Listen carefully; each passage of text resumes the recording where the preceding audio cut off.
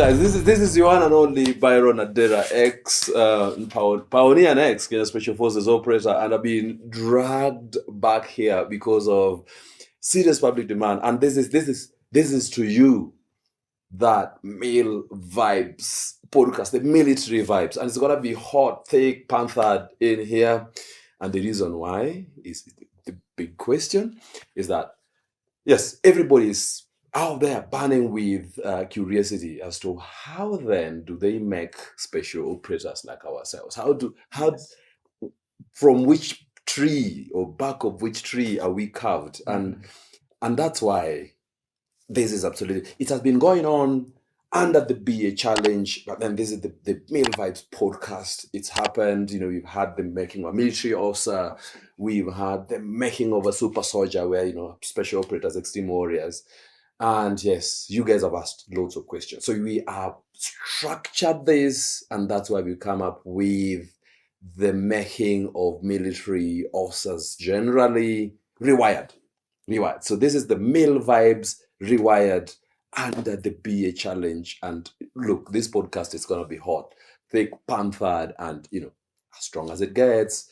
And that's why the BA challenge is actually here. And you are and only yours truly, Byron Adera, ex-pioneer and ex-Kenya Special Forces officers, right? Joined here by my main man. My main man. How you doing today? Fine, thanks, buddy. It's gonna be fire. fire. Don't crush my skull, There man. is some fire here. It's gonna be fire. You would rather fracture me than me. Yeah, little accidents happening here, but they can be taken care of. Yeah. My name is Patrice Ajwang. We are gonna be hosting this podcast. Join us so that we can unpack what really it entails being a super soldier and a walking human machine. So, bro. Yes. Before you joined, and perhaps we open up a little, feel a little vulnerable. Mm-hmm. I know you back in the day, you were you're called to do animal husbandry at the University of Nairobi, Upper Kabete. They call them Kabete Ng'ombe for our subtitles. That is Kabete cow, but then it's because that college this is gonna be cut off, right? They're not gonna show this, right? Perhaps not.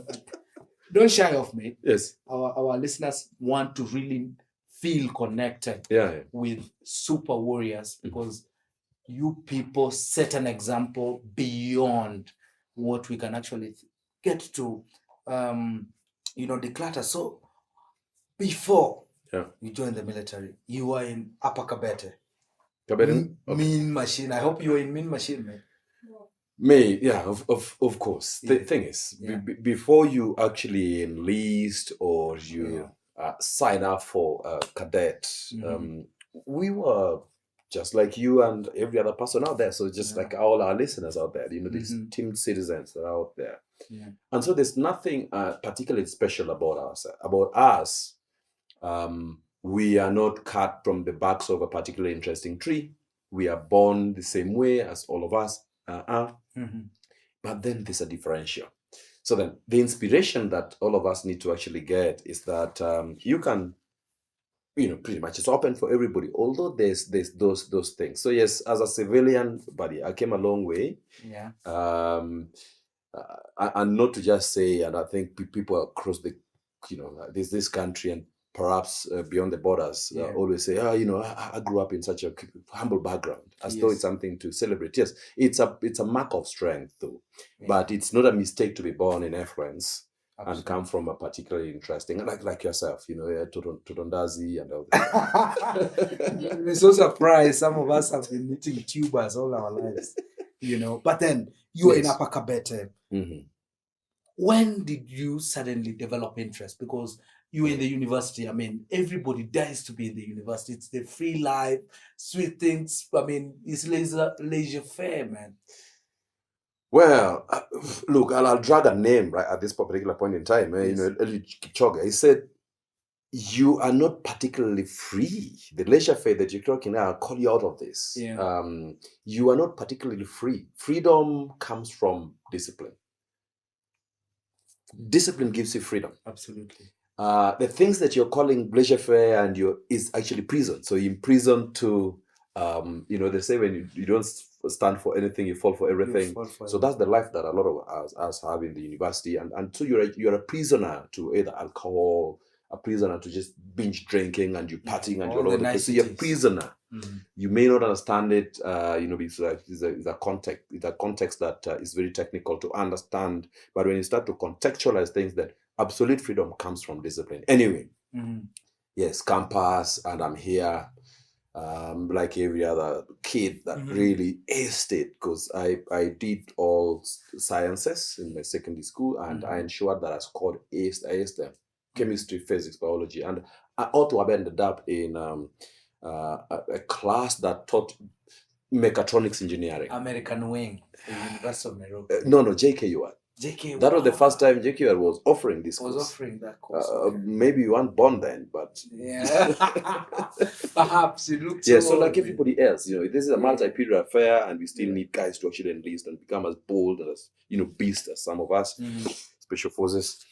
But then it starts from somewhere. So yes, I was this kid. This is primary school, secondary school. Watched movies, man. So the inspiration, yes. So I was inspired. I needed to be this beast. I wanted to be this guy, super sneaky kind of guy. Rambo movies, you remember? Yeah. And especially particularly the Vietnam kind of stuff. And you see these guys who are deadly as they come, they in camouflage. And we didn't call them. We call them that today. Yeah, we just we talked about them as paints. They painted their faces and their arms. You can't really understand what you're thinking. Yeah, they do want to look like the bushes, And in the next second, Rambo still looks like the same way, and it's in a desert environment. Now I know that's a killer mistake. Perhaps you should join the production industry. Absolutely. For Rambo particular, Sylvester Stallone, my man, he's got... We're coming for you, man. Yes. My fist fight, yes. Other things, absolutely. Yeah. Because I've done it for real, he's acted it. Anyway, so that was an inspiration, very strong inspiration. And alongside that, buddy, I ensured that I didn't come from this super, rich or whatever. It wasn't at all. I walked through school, primary school, did tens of kilometers back and forth. So then that inspired me. I think that benefited some of these things that we do now. Or later on when I joined the army, strong as a team of bulls and all. So long distances too, and run back home. I was only the first guy to get back to school. Yeah, and we have people who are neighboring the school, and they're like, "Did you go for lunch?" Yeah, I did. You came back too quick, man. Man. Yeah. And that's in my book that I'm also writing as well, man. It's coming out this very month. It's my birth month, right? Yeah. So the inspiration it burns deep inside of you. And then this was an accident of sorts, because I get dumped instead of engineering.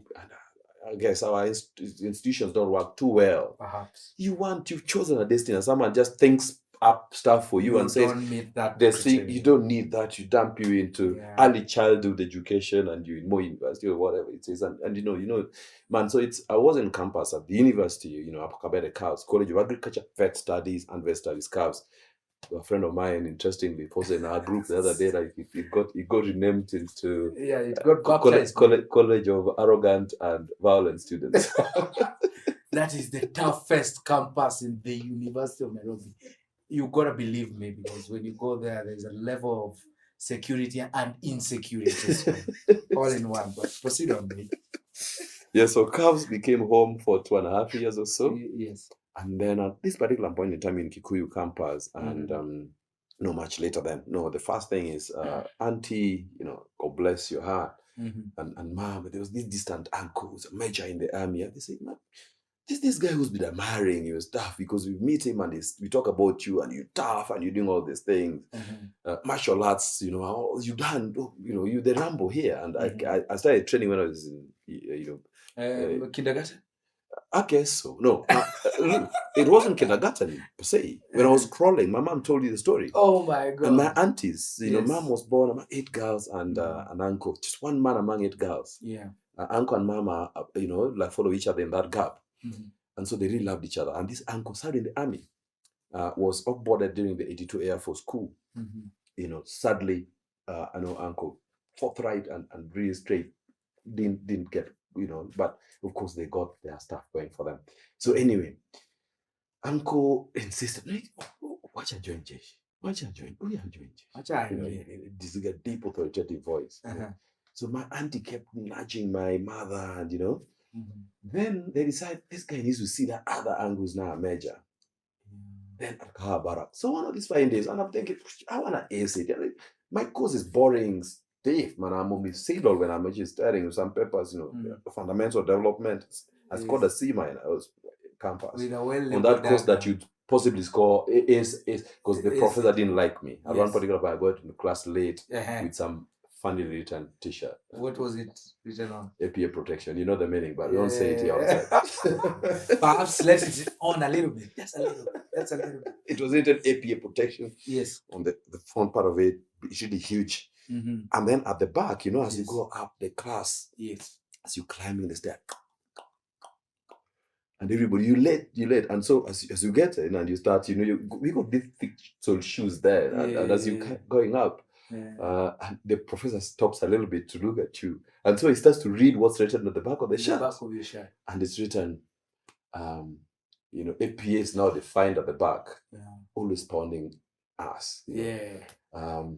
Rules of conduct. Rules of conduct. Drink beer, kick ass, big fights. I wasn't particularly a crazy guy like that, but that was a coping mechanism. Perhaps other members of the society have a different view, man. The thing is, I was a very disciplined boy. Yeah. And in campus, this was coping mechanism because we had 4th year, 5th year vet students or something who were really crazy. They owned the gym. There was this guy called Mark.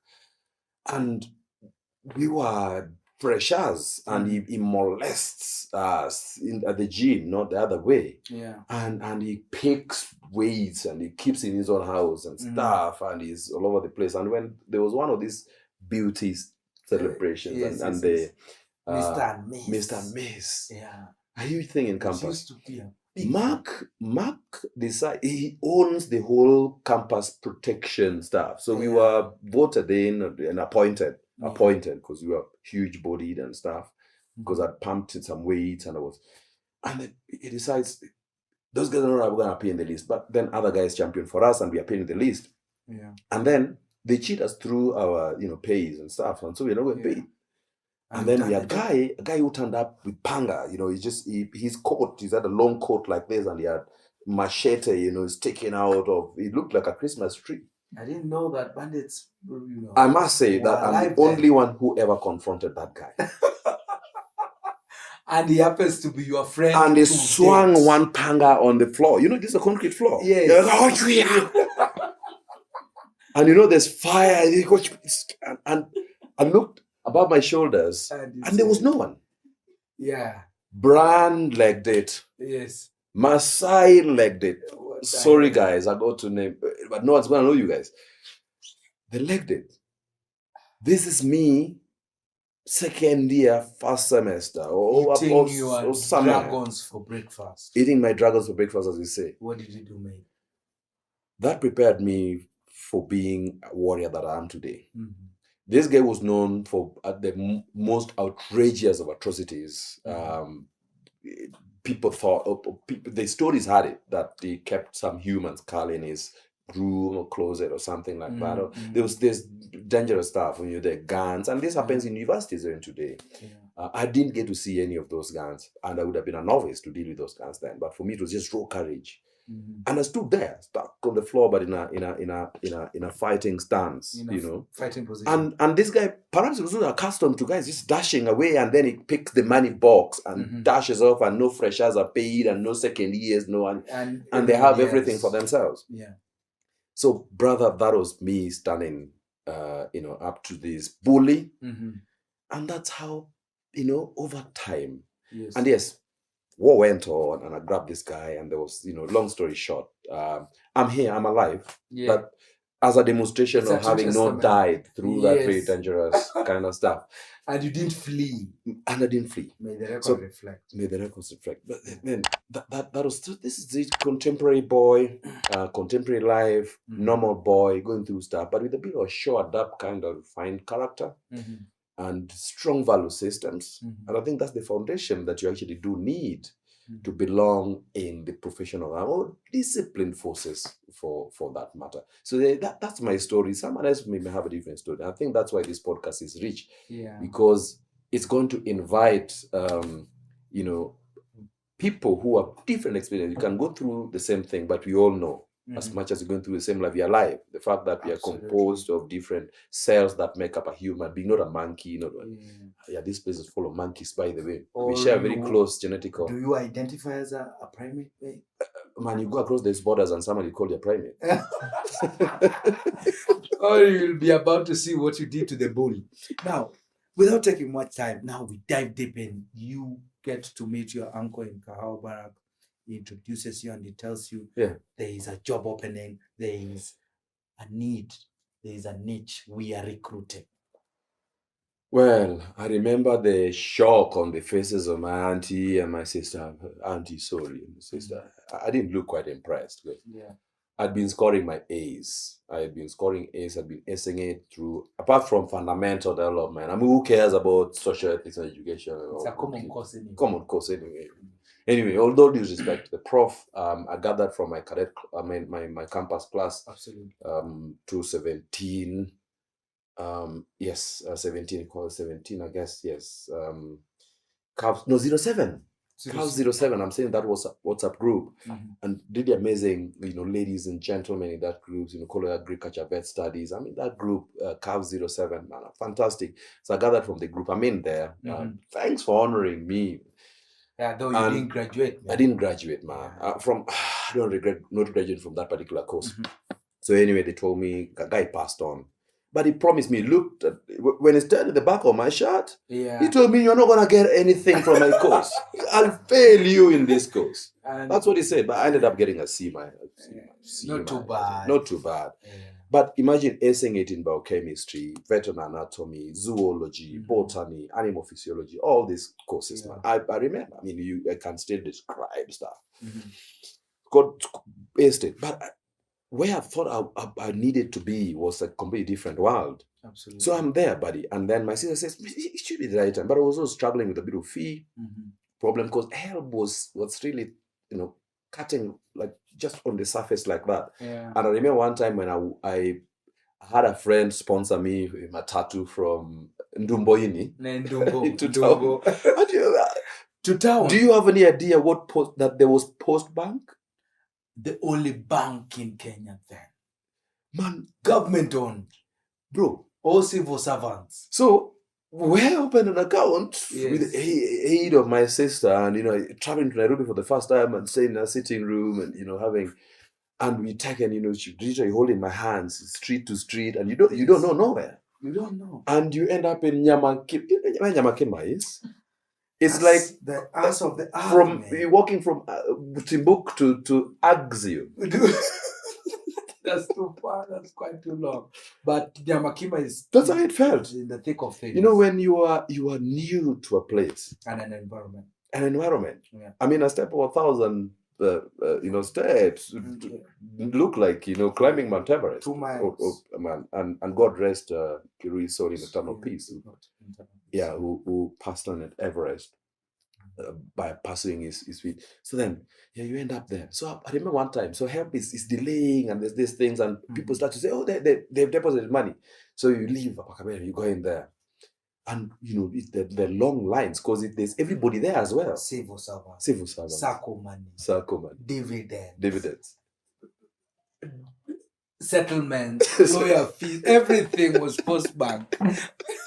How do you even start going there at what time did you arrive at Post Bank? They close anyway.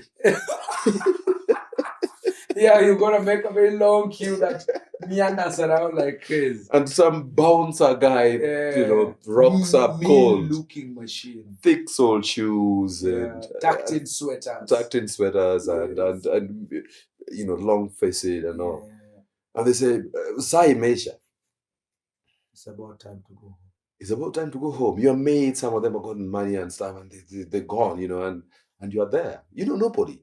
You got this Alcatel phone. No M-Pesa, no nothing then. Yes, no M-Pesa then, it's cash. Yes. Man, so there's no way. I walked from there to Car West.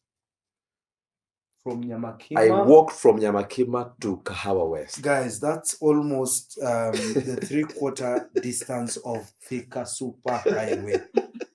If not the full distance, because Nyamakima to perhaps Ngara would account from Kahawa West to... And it's not on this super highway. Wait, Man, you're talking super highway because that's your construct. No, that's the construct. Then there never used to be a super highway. The road was a ramshackle excuse for, yes. It was a hope and jump from one point to another, because the potholed road was literally like the road that heads to heaven. And here is really narrow and really bad as well. And we're going to be there. We got to be in heaven together, man. You're lucky to be with me in heaven someday. So that was the long walk to freedom. As I mounted to Kahawa West, and go to my sister, lovely sister Betty, and she received me. We then went to my brother's place, swollen feet and all these things. And sadly, some quarters did not believe that I actually walked. So anyway, I was struggling like that, not so much coming from home in terms of support, apart from the help, which literally from that particular help, it was, it pays your accommodation, because from that you pay for the room, and then from that you pay for tuition, which was automatically deducted from that. And then you left with peanuts. Literally, so you can't survive. And even if you're to feed from the campus mess, it's not enough. Then imagine you're missing it when you're actually really hopeful that you're gonna get this, withdraw, then go back to campus. So you go walk, and it's a Friday, so you got a weekend, and you check maybe on week of the new week, Monday. So then they take me there, and I'm still hopeful, like, this course is too bad for me. I don't like it as much, but what do I do here? I'm also really split between, my dad really wants to see a super educationist, so to speak, as he was. Brilliant guy, genius, or a professor, he's living his dreams through me now, saying, man, you got to be this one guy. My mom, on the other side, loves me too much as the last born son. And any idea was being arranged behind the scenes by her sister, my auntie, and my actual sister, firstborn in her family, Betty, is kept, it across the chest. She's not in there, but she gets the wind of it. And she's not really amused, because she almost lost her only brother. One born among 8 girls. After the 1982 coup. And so there's all these factors that I'm balancing here, but there's the other pain on my backside from campus. Not so much coming from the home, because dad had just freshly retired, 2001. So I'm in campus 2003. And so he's been 1.5 years, 2 years out of retirement, and the pension is not too much. I mean, it's education, man, for crying out loud. And this guy has struggled. God rest his soul in eternal peace. He's a legend. Trying to educate the 8 or plus of us. And the last ones are now taking the hit. Myself and now the very last born, Winnie, who was born 5 years after me. Damned if you do, damned if you don't. So I make a quick decision, like, you know what, I'm going to try for this. So this, I was disappointed a little bit, I'm asking questions, and this really saved me, because right about now, Special Forces, we ask the what ifs, and that really saves life. Really? How many times have you ever asked yourself the what ifs until you exhaust them? I'm a philosopher, so I would really ask questions, but not in a what if kind of structure. Yes. Yeah. So you can imagine, man. But you ask it with the end in mind. With the end in mind. As we ask it with the beginning in mind, not the end. Absolutely. I do that now, but I was like you then. So I did that with the beginning in mind then. But I now do that with a lot of the end in mind. But then that was me. But I ended up, writing my, application into the DOD, because in my case, and other people who join this podcast will actually say their stories, and inviting all the men and women who are servicemen, who are esteemed, lovely guys, plus some of the guys who have been in the podcast, like Isaac, super warriors, Special Forces like myself, Babuya Bonaya, another good man, Mulamamba, another good man, Captain Retired Lonina. Good man. We have all those guys, and going to be coming in here. So, it's all guys are invited.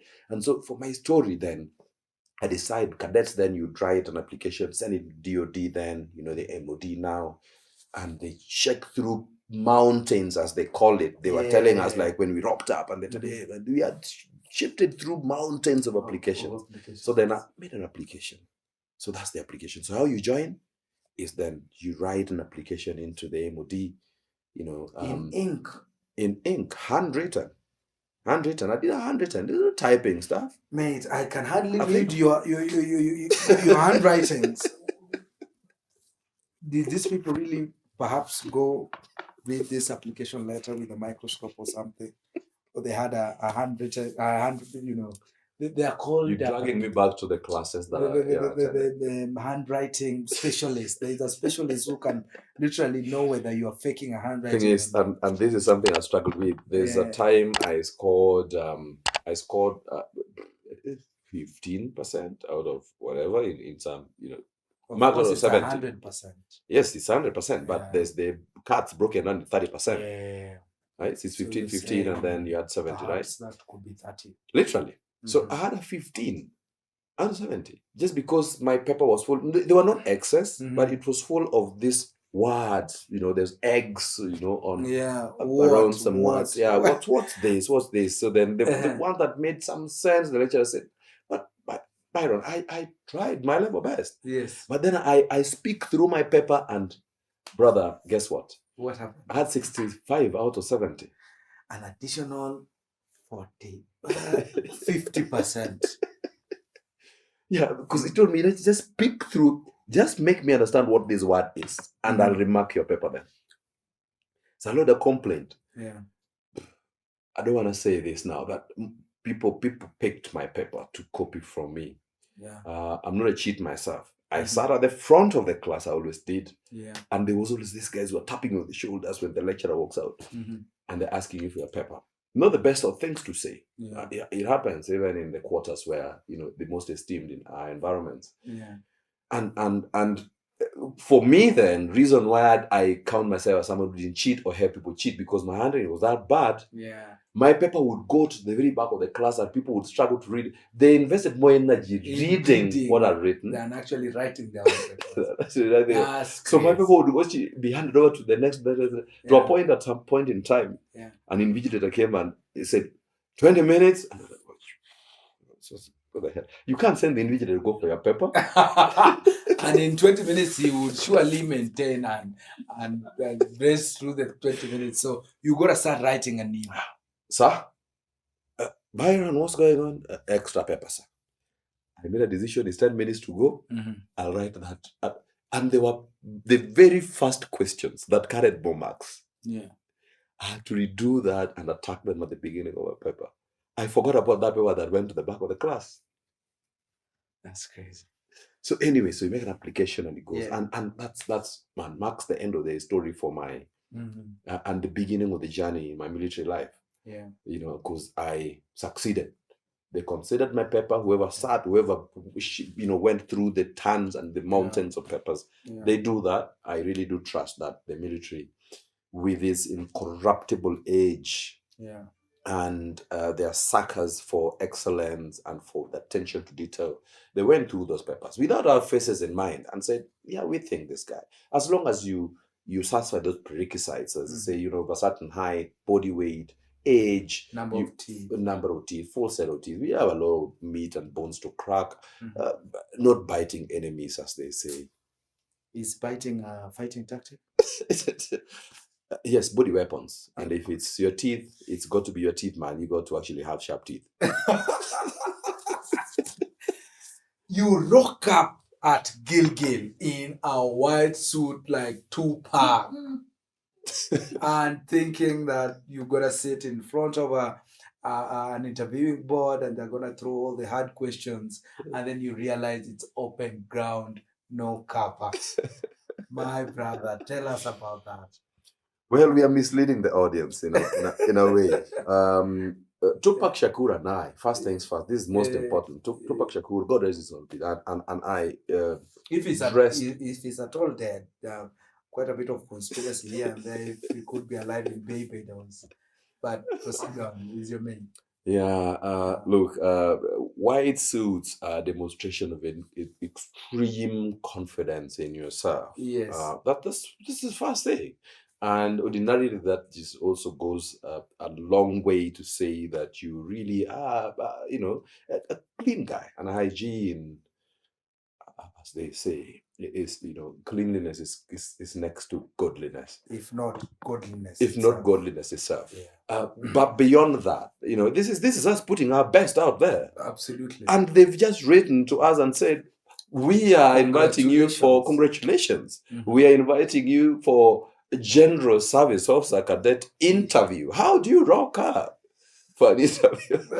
In a white suit. But then one other thing that perhaps you didn't get right is this happened in Lanette. In Lanette. In Nakuru, not Kike. They're the home of the factory institution where they produce military officers. 87 battalion. It's just you've gone to 87, so it's just after 87, Okay. and then they share friends with 87, Yes, so it's yes. FTC. It's cool. It used to be called AFTC, FTC. the Armed Forces Training College. Right now, it's the KMA, it's Kenya Military Academy. Yeah.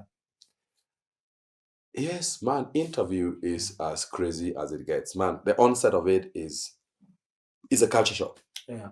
It's a culture shock because you get there, Mm-hmm.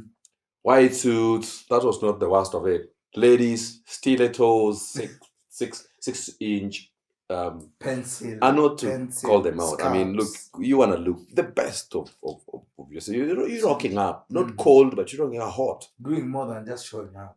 My dad used to say, Yeah. thanks for saying that, man. My man. Mama, man. Yeah. So dad used to say, whenever you are invited, do more than just showing up. Because Yeah. everybody's invited, will show up. Yeah. But the people that will stand out are people who will do more than just showing Showing up. up. Impress. Absolutely. So I was there to impress. Ladies in 6-inch, 7, 10 were impressing. Unfortunately, your perspective of impression was quite different. For the occasion, though, You rock up. I rocked up, man. The Campus, was- fade as a fiddle, I guess. Wazazi na guardians. Yes, so you are there and then you meet friends. Yeah. I met a guy, still serving measure, rich engineers.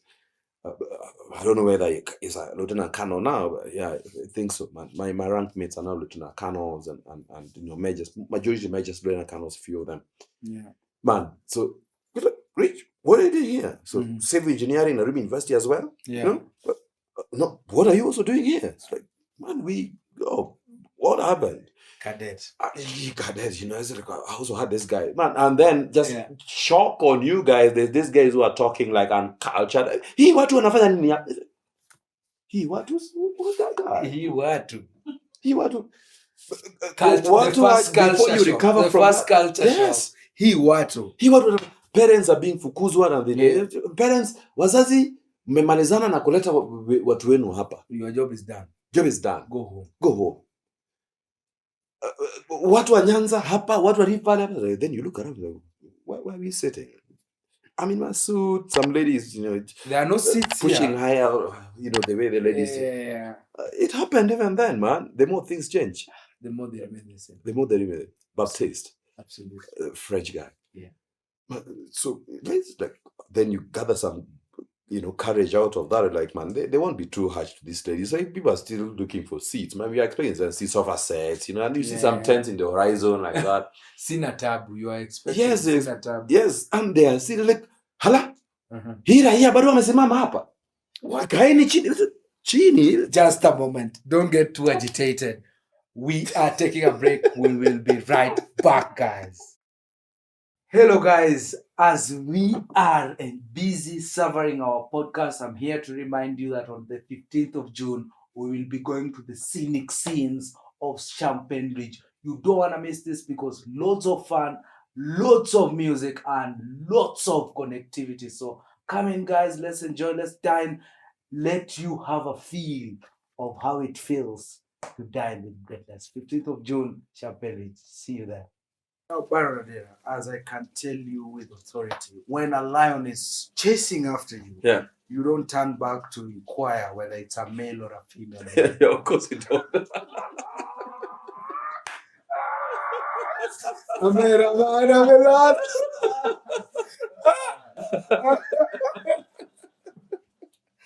So, man, Yes. you are there, and we had 8 provinces there. Yes. We had Coastal Region, Northeastern, Absolutely. Eastern, Yes. Nairobi, viongozi wa Ponde la Ufa, Rift Valley, referring to that. We had Western, and now we had Nyanza. Mumeambiwa, you are here. It's a culture shock. You are big with people who have no chills. The provinces as they were then. And they mean business, mate. They mean business.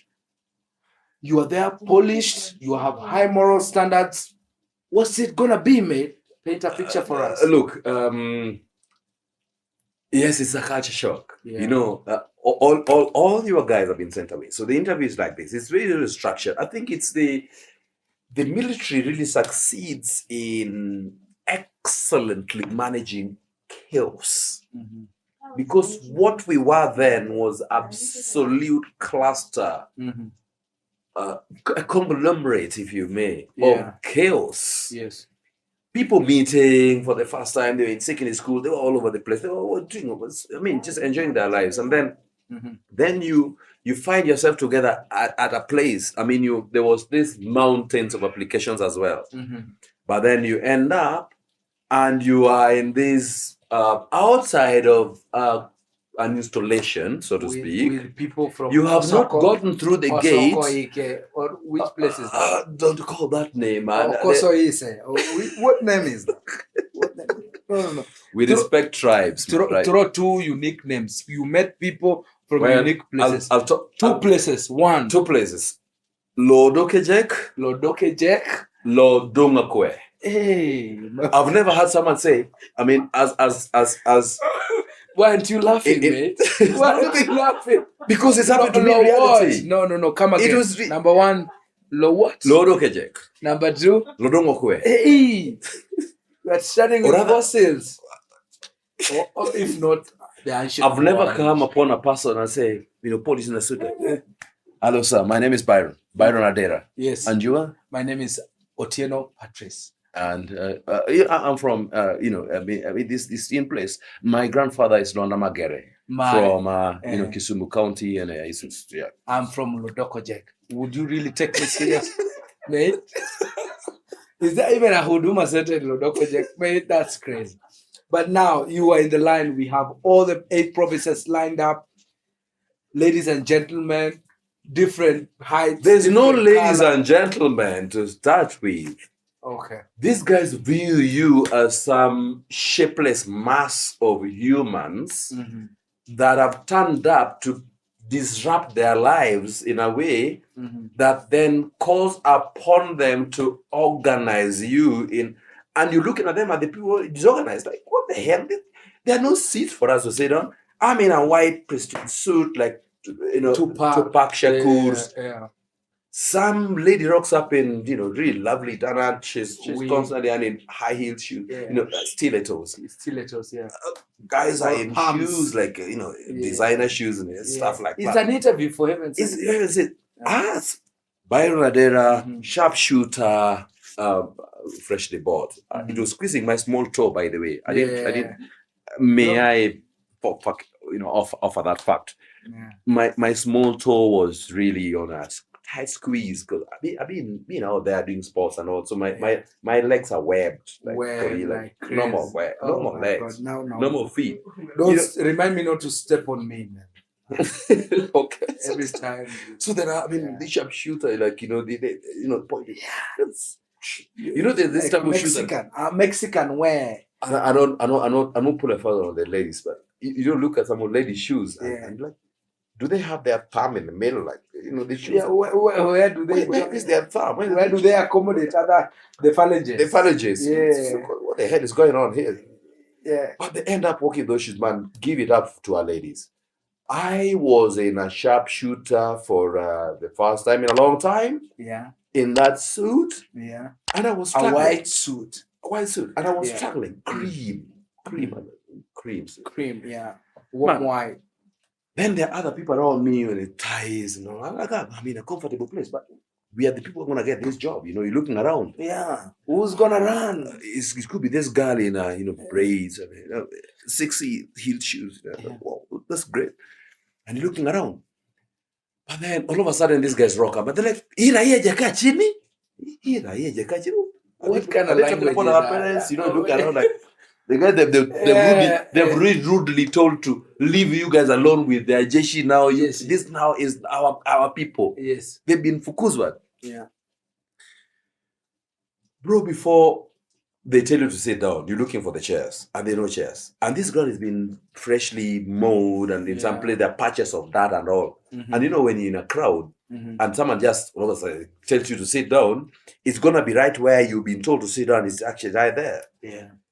So because they are not asking anyway. There's no asking. They're ordering like na hila yeje ka chini. So I was looking around. There's no one at the bar. And you're from the University of the University of Nairobi, in Eastern Central Kenya, Central Africa, south of Sahara. But there's also guys who just freshly from Form 4, and they've made the grade.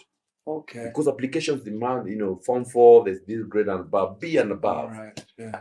So guys have also rocked up fresh from Form 4, and they've been catching up with you guys. Some of them are actually, umetoka kampo ama? Yeah, man. I'm an octogenarian, man. I'm old as, Zinjanthropus as you can get. You can literally trace your roots to Homo habilis. Bro. Yeah. So anyway, you are there. So you actually, these guys, if this is gonna fail me, I will sit down. So you sit down, and in that sense, so Nyanza. Rift Valley, and you sat there, and your girl is in front of you.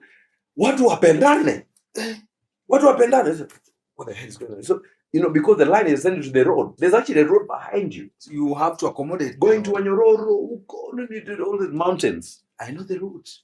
And so you sat there, and so you're squeezed tight. Yeah. You don't say mama like that, and then you're on the ground. Eh? Yes. Yeah? Trying to accommodate. It's crazy. And impress us at the same time. Then you realize that there's an activity that's actually happening at the top end of that line. At the end of that line. Yeah. People being squeezed one by one into some tent, and they're checking certificates and all. There's always this corruption that people sold some fake certs, invitation letters, and all. And it's something that you must call out. Yeah. Right about now. Absolutely. It must be called out. Absolutely. So don't try to fake your way into the recruitment, because they're looking for the best raw material. Yeah. And you made the grade, the weight, the height, the education qualification, you got teeth, they require you to have all the teeth. Absolutely. Yes, but beyond the physicals, you go to the right temperament, and all they will test you to the limit. Mm-hmm. So if you're buying your way into it won't be necessary, okay? Because ideally, you become what the army calls the nyama risasi. Because at the end of the day, it's a selfless life. It's you're giving your own life to service in order to take service above, so take other lives to stand in the gap for this country when the balloon goes up. So are you that guy? When the balloon goes up? Are you that guy? And it's a calling. It is a calling. So if you bribe your way through and then you die through it because you're not the best raw material for the finished product that they want, no, it doesn't make sense. So, allow for them. And by the way, by doing so, you are discouraging a lot of things, corruption, and getting the wrong raw material for the wrong finished product. And maintaining the integrity of our army. The army, which is the esteemed army, respected worldwide, and all these things. Because warriors like ourselves really mean business. Now, let me just cut it short and let it into our conversation. Take it home. The people who are joining us in this conversation. Essentially, a state cannot be a state without three things: a border, a standing government, and a standing army. The army gotta be standing, not sitting. Absolutely. Wondering why you were sitting in the first day. Yes, you sit before you crawl and before you actually get on your fours as well. As you're crawling and maybe the fast pace, and before you walk and before you run. There's a going joke in the parachute regiment that some of us are running in boots that your boyfriend cannot stand in. No, literally that's much later. But then anyway, it's necessary to go through the stages of life. And that is a critical stage. So the application and of course then the recruitment is very important. And just that selection alone was pretty crazy. The interview, it wasn't an interview like home office interview. It was crazy. Culture shock was there. So one of is, you after the certificates are done, you're sitting down and you're going inch by inch, dragging by the ground like until you go to the tent. And then after that, they check the certificates, and if you're fake, you shipped home. And you just shipped home, you are shipped because the army wants to go end-to-end management. They want to take you to the relevant authorities to process you because you faked your certificates, you bought it off someone. That someone got to be arrested as well and prosecuted. So it's and then so the guys who qualified at the end of the day, and before we did qualify, we had to test ourselves. Yeah. In those suits, It's crazy. we then in those high heels and the flailing air, You people ran. Sasa tumemalizana certification. Afande, Ninyi ndio watu mmepata kazi kurutu kutoka hapa. PTI, we don't even get these words. You don't know them. Now I do. PTI is physical training instructor. PTI, sir, is there? They follow the line. Need high vis jackets, some in sweatpants, some in high, tights, and what these guys? They're looking athletic as antelopes. Yeah. Nordic body features. Fukuzeni how to in suit. What the hell is that? I mean, it's Kacha Shogana Kasha. Yeah. Those guys, those guys chomoka. Bado muko hapa. You don't even know what happens in this neighborhood. You are not a person who's accustomed to your situational awareness, like being aware of what happens around you. Yeah. Those guys are running, like, you're supposed to follow them. You don't know who's going to take care of your mzigo. You don't know who's going to take care of mezoba. Guys, hala? Munangoja nini? Everything is graded. Akuna. Brother, those guys have disappeared. Then you turn you listen to this guy before you reorient your head to look at these guys who are speaking. Yeah. The guys you are supposed to actually chase are gone. But then you see a snake or people struggling through some space, and of course you can't even run faster because there are a lot of people in between. It's a struggle. But then as you struggle and there's something leading you, there's dust. You're a smoke of dust. Yeah. You get slightly through the corner of your eye. Some guys like wanakata corner. Wakinyoosha. And you're still in a white suit and you ask yourself, I thought this guy's one of us.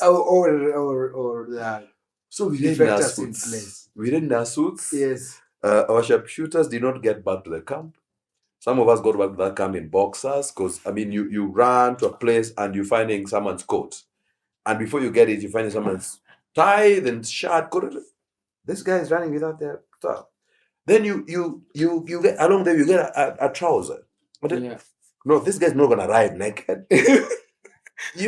Shock on you. Soles of shoes and good high-heeled shoes and all. Okay, if these guys are making it, then look, I got to leave mine. So quickly untie you. Quickly, it's your trousers. Adapt. And here I am. That is selection. Pass through selection. Stroke interview for you. I forgot to mention it. And it doesn't mean I don't appreciate, and our viewers appreciate more what our army does for this country. And bro, thank you for your service. No, that's an American salute. The army salutes like this. The Kenyan army, The fingers are good to marry. These 4 fingers go to point shyly off your eyebrows. And you sing it to the corner of your eye, and then you bring it sharply onto your front.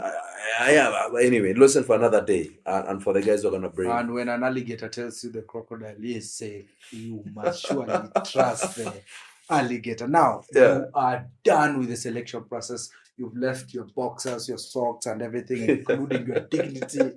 Now, and my vicar tells me this. I'm deeply spiritual. He says that the process of army selection and army recruitment and training is the process of removing the civilian in you to become now an operator on whose shoulder the country can, Winston Churchill said when we were almost concluding World War II, the Battle of Normandy, never has it been in the history of Great Britain that so much were owed to so few. So much. The country owes so much to so few. So give us a sneak peek of what is it, the training, what is it, what really goes into it. But there's a song to that. And perhaps do you people even eat while you're training? Because by the time you people pass out, people are, Passing out to mean we are dead? No, Not at all. I mean, The you army people have word for graduation. just graduation. You people are slim like crazy. Take us through the recruitment and Look, training. Now training. Well. This is it. And to Winston Churchill, a big salute. And then it's been, cast in stone in a song as well. Yeah. Wengi wameitwa, Eh, karibuni wachache uchaguliwa, Guliwa. waingie. Yeah. So a lot are called, But a few but are a chosen. few were chosen. Absolutely. But in our case, then a lot are actually not just called, a lot call themselves Yeah. and then fail themselves against the standards. And I learned this lesson very critically much later in my special force as well, that no one gets selected. I mean, they call it selection, but it's not selection. The instructors put before you parameters and yardsticks and standards to meet. And it's you as a student to rise above them. So it's a question of you actually selecting yourself to join them. They don't want you. Yeah. It is you wanting it so bad to join the ranks. You are It's an acceptance card. against yourself. Yes. It's an acceptance. So no one selects anybody to join the army. Mm-hmm. It's a question of you selecting yourselves, becoming the most suitable of all against their standards. Yeah. They stick their standards up there. Mm-hmm. It is you to rise above those standards and meet them. And if you belong to the unit, and if you belong to the highest esteemed of them all, I'll say the special forces, absolutely, then you just joined an esteemed community of people that then are the noble of the noblest, that serve beyond self, that are is a selfless service. And people have got to understand this. There is a selfless service. It's people that sign a blank check and they say, whatever amount you write on it, including my life on it, I wouldn't mind. For God and for country. For God and for country. For man and for God and for country. Yeah. Okay? Yeah. That we shall put guys in a plane to go out there to risk their own lives in that plane, including getting shot down to go rescue, saving Private Ryan, saving Byron Adera, saving an hostage like Patrice or anybody else. It won't matter. Yeah. We will pack ourselves up. We will be wherever. We will walk distances beyond imagination, humping weights to get there. So anyway, so training starts. And it is crazy. Now, a lot of people are called and a few are chosen, and it is through the crucible of training. Take us through the training. Now, training starts after you guys have been given that badge of honor, let's say, to be the people that, and remember, you are so many people funneled down from the mountain of certificate, applications, get in, you're shortlisted in national newspapers. And that's it's a pride, it's a prestige. Guys calling you all over the place. And then you get in through this 2-week interview, 14 days. Yeah. Conk stuff, man. Oh, conk for chemistry. Concentrated. You're the conk. You're training. You're So conk. And then at the end of it all, you face a joint selection board. So this is the whole rigmarole of you guys being approved to be the people that can start training. Wow, and a funny one. Have you ever sat in a board of superior guys, and it's the longest room you've ever seen? The U table that terminates with some guy sat right in the middle, cochini, and it's sunk into you're almost not seeing him, and he's lazy like that. Then you realize he's the most superior guy in this room. Not lazy, but this is by design, and he's attentive looking at you. The rest of the guys here, seriously crazy guys, high-ranking military officers, and it's there, the bottom end of that U, and it's the chairman. In my intake is airborne officer, major retired, general retired, Mutui, and he commanded. It's general. Yes, that's crazy. And I sat there, and the whole of this, is all a concentration of a mishmash of including a Christian, all faiths are represented here, Muslim and other, In case you And then you pass out, ask stuff. and I So see people this is a passing joint out. selection board. These guys hold the last nail that said they're gonna sink into the coffin holding your dreams, or they're gonna lift it up and then your dreams are gonna fly. Resurrect from this near death experience. And you mean, and that board itself spelled doom for quite a number of guys. Imagine through the 2 weeks, everybody exits every single day. Yeah. That was happening in the selection board. Story is told of a guy who went into the room through the room. You're being much. Get in to this room and turn your head, and these guys are just looking at someone staring from below their glasses like that. Yeah, like this, mate. This is what it would be. I could borrow your glass for a second, man. And they're just there, you're staring and seemingly engrossed in their notes, and going through your stuff. And then they stare up at you and they say, we see through from your papers that you are what is the law of diminishing returns? Yeah. Thank you. Go like that. And you start saying, and you just answered a question from someone from across the table who just asked you, like, what is mulching in agriculture? Yeah.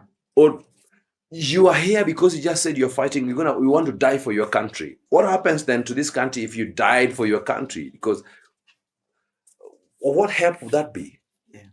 Then you start to remember, like, that would be very useless. I would want to make the other guy die for his country instead, which means I'm going to be an experienced warrior, fight and kill the other guy instead of them killing me. And speed. So that is the selection. But anyway, so training starts. And you are given a short break to go back to your home, say goodbye to your families, and so get back. Short break is how many days? It's a disembarkation, sort of. I mean, it's you guys do say goodbye. It's a week or so, and look, just so that we don't inform them too much, it's going to be a break. But you go back and your relatives don't know you after just about 2 weeks of disappearance. They don't know you at all. Who says you're reintroducing yourself to your auntie, to your sister? The very same people who introduced you to this. Yes, you were looking good, but you are all, you were bruised and emaciated, but you're looking like you're gaunt as a camel in the middle of Namib desert. It's as if you want to pass through the narrow.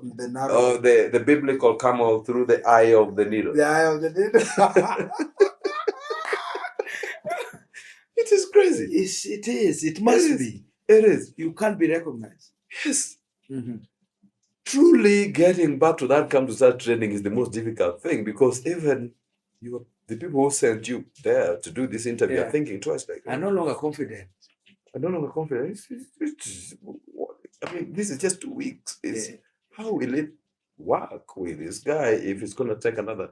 So 23 months. Get to training, and they say, guys, sasa nyinyi ndio mmefika hapa kuanza training ya jeshi. Nyinyi kutoka sahi ni nyama ya risasi, na nyinyi ni, what do they say?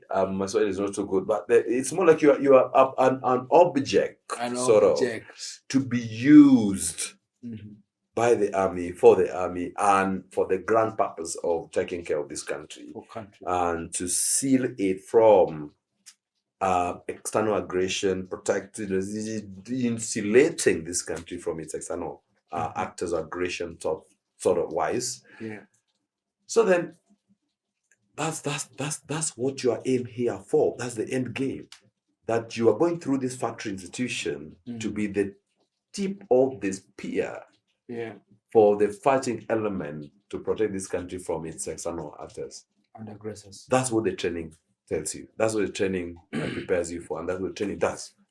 And it imparts discipline. Now, I know so much. There's loads and loads of very sumptuous stories when it comes to training. And I like it that we've perhaps let it a little on, let people get a little on of a feel of what training is. But I see sometimes perhaps it's more hilarious. And sometimes I tell my friend that life is such a comedy, and we want to explore this into monstrous proportions. So Yeah. we The want. thing is, man, training. Look, this is it. Training to prepare a person of a military practitioner like myself. Yeah. And someone as extreme warrior as myself, and of course even the basic soldiering and every operator within the army as a professional soldier. Yeah. You got to go through a factory institution. The realization should be that you got to pick the right raw material in order to end up with the rest, that the finished product. Things don't go wrong, they start wrong. Things don't go wrong, things start wrong. Absolutely. So if things start right with the right raw material, then you end up, you're spoiled for choice. You can pretty much channel them into their different, destinies. And if you get the right raw material for anything that's foundational to be prepared for any military practitioner, then you can always end up with the right finished product. And it should be burning so strong within your heart as well. You should feel it within yourself. But if you don't, then it can be inspired by training and preparation and capacity building. And that's what the army training does. Hilarious as it gets, there's loads. You're not prepared for fun. it. I mean, it's loads of fun. Your typical day starts at what typical day starts. It doesn't start. It doesn't end. Basic military training, basic surgery, they have to destroy the civilian part of you in order to prepare you into a functional raw material to be built into a professional soldier. Yeah. So in which case, you used to be sleeping and you're running around with laissez-faire. Yeah. But then these guys tuck you into old army uniform doing selection. You're looking haggard like some old chief that got emaciated over time, and then you're looking like a scarecrow in some flailing tent. You're looking like a tent dressed in a scarecrow in a tent in a ramshackle excuse for a hat built by some crazy guy to look like a human being. That's what you look like when you put in those old clothes and you kuchonga viazi ilianza mapema na jeshi. Have you even seen the NYS guys? They look like, thing is, you prepare your own food for the following day. They are bagged into those clothes. Yes. Kuchonga viazi. You guys are celebrating it. Oh, I'm crying about it. You chonga your own viazi for the next meal for tomorrow. Before you serve your meal now, you are given a pile of potato that's taller than some of your guys, your mates who have just joined. They probably are shorter than the 5'6" that they want. And you got a pile of potatoes that are 5'8", 6 inches tall. And you're told like sections, you are put in a group. And before you're preparing a meal for tomorrow. This chikiji and chonga viazi is not with some kisu or knife or something. Or some peeler or something. Spoon is a multi-purpose. Blunt as a spoon is. Oh my God. We learn to chop those viazis, and the faster you do, the faster you will join the next line, because that food is not guaranteed. You want top layer. We all learned about top layer in secondary school. Or in boardings for some of us who are lucky. Absolutely. Anyway, so you start training and it's a culture shock. Sleep is not guaranteed for the basic training phase.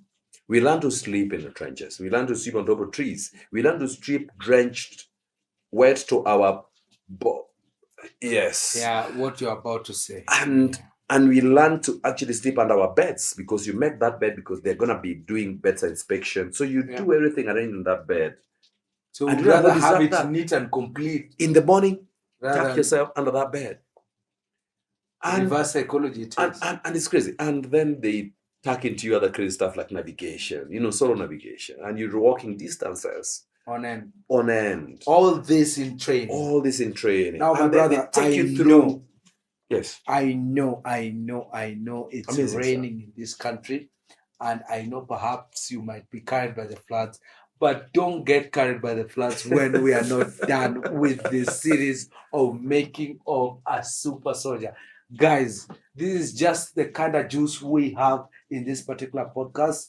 For those of us who wish to join us, you can check us on our socials, through our YouTube, through his personal social media accounts, through Byron Adera B Panther on Facebook, on YouTube at Byron Adera Thoughts and Insights, and on Instagram at the BA Challenge. You can also check me out on Facebook at Patrice Ajwang, who is the Director of Business Development here at the BA Challenge. Keep it right here if you wish to join the elitist of force in this country. And we will be keeping up with this conversation. Keep us in your thoughts, keep us in your actions, and perhaps don't plan to miss June 15th. Because if you plan to miss June 15th, that's crazy. Because then you will see what it takes to dine with greatness, bro. To dine with greatness. That's what it takes. On to the next, mate. On to the next, mate. And they just got to realize how deep these things can go, right? And you just turned 40. Life starts at what? Life starts at 40, and it's not on a dark drink, as this is just Coca-Cola, mate. Our viewers possibly owe us more. Perhaps maybe when we start to do this thing big time, and buy a candy, mate. Buy me a candy. Yeah. This promise doesn't need to just be promised like this. I think our viewers owe us more, right? On the next episode, if I don't come in with a candy, notify me.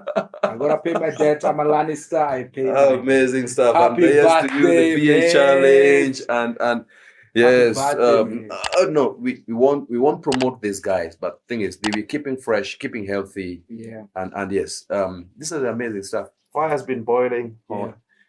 And yes, that's as hot as it gets to be among the esteemed humans, yeah? And every human is, let's remind all of them, buddy, that every human has a purpose in life. And the purpose is to be greater than ourselves. It doesn't pay any dividends if you are chasing to be greater than the other guy or brother. It's not a rat race. It's not a rat race. You compete against yourself. And as you can see from this podcast, nobody selects you, you select yourself. You select yourself. Absolutely. The best competition you have around yourself is yourself. It's yourself. Is it? On to the next, mate. On to the next. On to the next. So keep it right here. Keep it on our socials. Don't miss out. I agree to that toast. Our episodes. And for today, happy birthday. Amen. That begins at 40. Cheers, mate.